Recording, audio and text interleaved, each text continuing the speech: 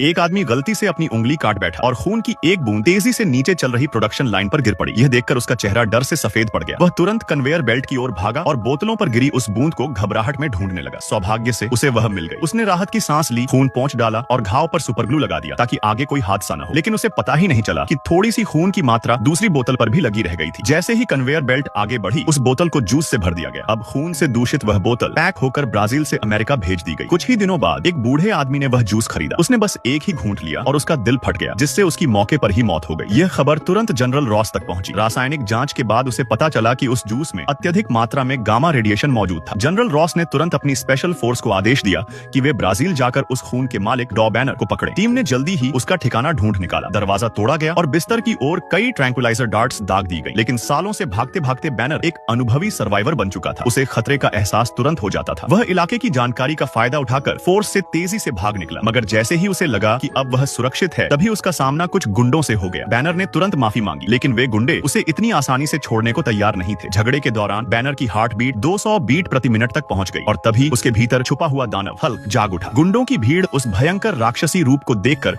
डर से भाग खड़ी हुई। लेकिन उनमें से एक बदनसीब गुंडा जो भागने में धीमा था, उसकी जान नहीं बच पाई। इतने में फिर से स्पेशल फोर्स की टीम आ धमकी और हल्क पर ढेरों ट्रैंक्विलाइजर डार्ट्स चलाई। लेकिन वे सुइयां उसकी कठोर चमड़ी को भेद ही नहीं पाई। इससे हल्क और भी ज्यादा गुस्से में आ गया।